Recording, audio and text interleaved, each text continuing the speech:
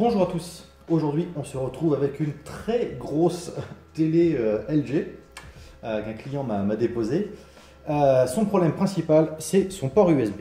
Donc le port USB sur cette machine est directement à l'arrière dans ce petit renfoncement. Il n'y en a qu'un, alors je trouve ça un peu étrange mais bon. Et donc ce port USB, vu qu'il est tout seul, il est très sollicité.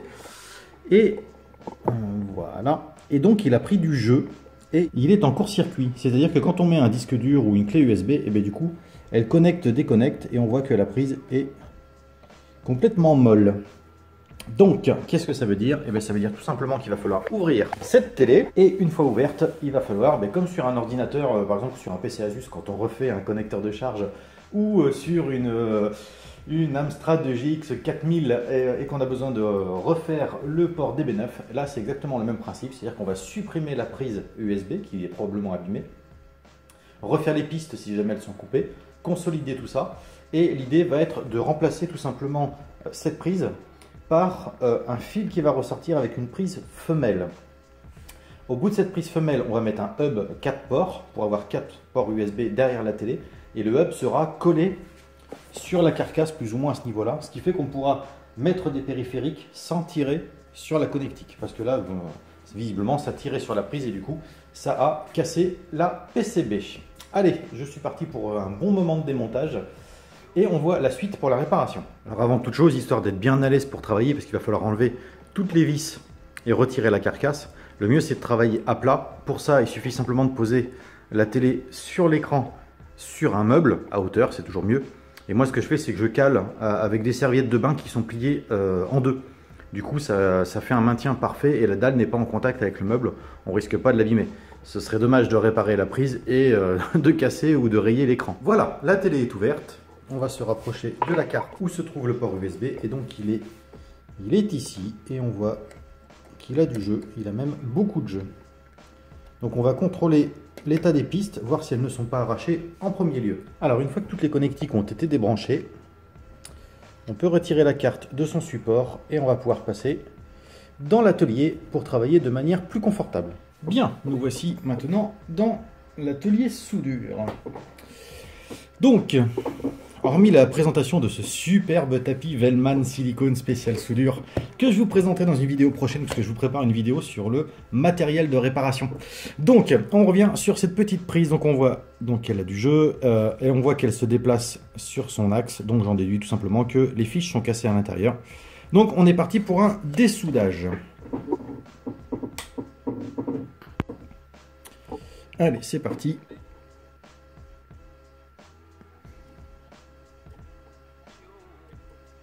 Oh bah, on voit que les pattes sont directement cassées. Il y en a une qui se promène là, hop. Tac.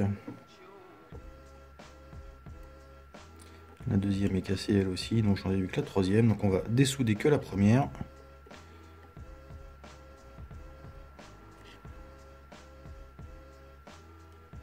Allez.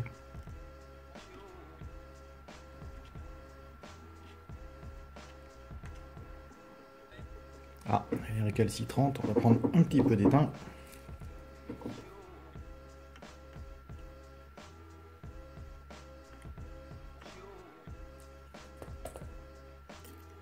Voilà, elle était cassée elle aussi. Voilà, le constat il est là. On a 3 pattes cassées sur 4, donc la prise est HS. On va la remplacer.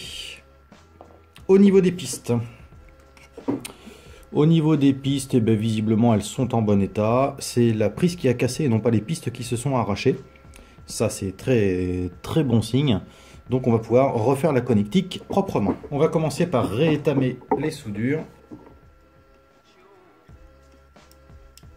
Ce qui permet d'enlever les restes de la connectique qui sont restés sur la carte. Voilà. Tac. Donc pourquoi faire ce passage à l'étain? Tout simplement pour refaire une connectique propre. Vous voyez, c'est étamé. On va enlever le flux.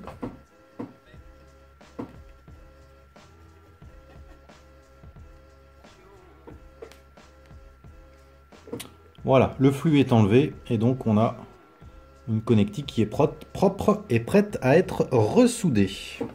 Donc pour faire cette réparation, on va devoir ressouder les fils d'une prise femelle. Donc une prise femelle, j'en ai une là.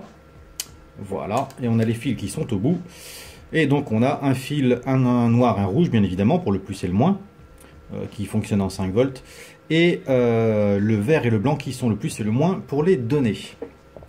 Bien évidemment, il ne faut pas se tromper, hein, il y a un sens au niveau de la prise USB. Donc on sait qu'on va partir soit du plus, soit du moins pour se repérer, parce qu'il y aura toujours plus, donner moins et moins, à peu près dans cet ordre-là. On va regarder sur un schéma. Donc sur le schéma qui s'affiche ici, on voit comment ça doit être câblé. Donc pour savoir d'où partir, on va essayer de trouver le moins. Pour ça, on prend un multimètre en mode continuité. Donc on vient prendre la masse sur la carte, donc ici, hein, sur cette partie couleur cuivre, et on va chercher le moment où ça bip. Là, il n'y a rien, donc j'en déduis que c'est le plus. Ça, c'est les données au milieu. Et là, ça bip, donc ça, c'est le moins. Donc on va pouvoir commencer à câbler en suivant le schéma, en partant du moins qui se trouve sur la première pin de droite. Allez, c'est parti, on va souder les câbles. Donc on va commencer par la masse, donc le fil noir. On va essayer de l'aligner le mieux possible pour faire propre.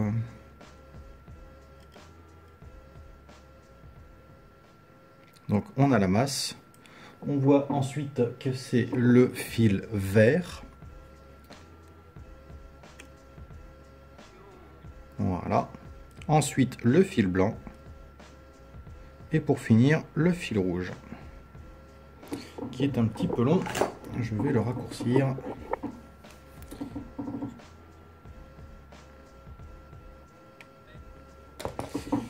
Voilà, on va lui donner la forme pour que ce soit esthétique.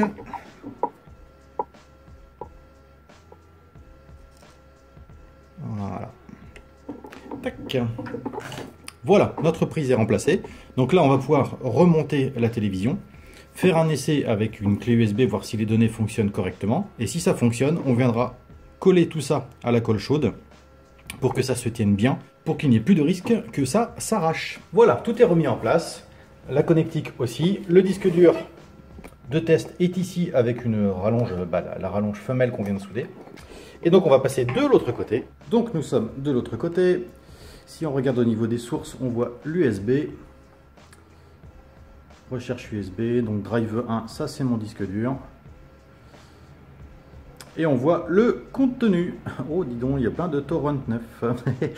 Donc voilà, la réparation est terminée. On va donc pouvoir coller tout ça à la colle chaude de façon à ce que ça ne bouge plus du tout. Et une fois que ce sera collé, donc ça ne bougera plus du tout. Pourquoi la rallonge est aussi longue? En fait, la télé est très probablement contre un mur. Et donc vous connaissez tous la galère de passer derrière pour venir accéder au connectique. Je trouve que c'est toujours une aberration. Pour moi, la connectique, elle devrait être au moins une partie devant. Ce serait quand même beaucoup plus simple. Donc là, en fait, la rallonge va permettre d'emmener un hub vers l'avant de la télé. Donc ils font des petits hubs sur support qu'on peut poser devant. Et quand on a besoin de brancher un disque dur ou une clé USB, eh bien c'est beaucoup plus simple. Voilà, je fais le collage et ce sera tout. Je vous remercie d'avoir regardé cette vidéo et je vous dis à très bientôt.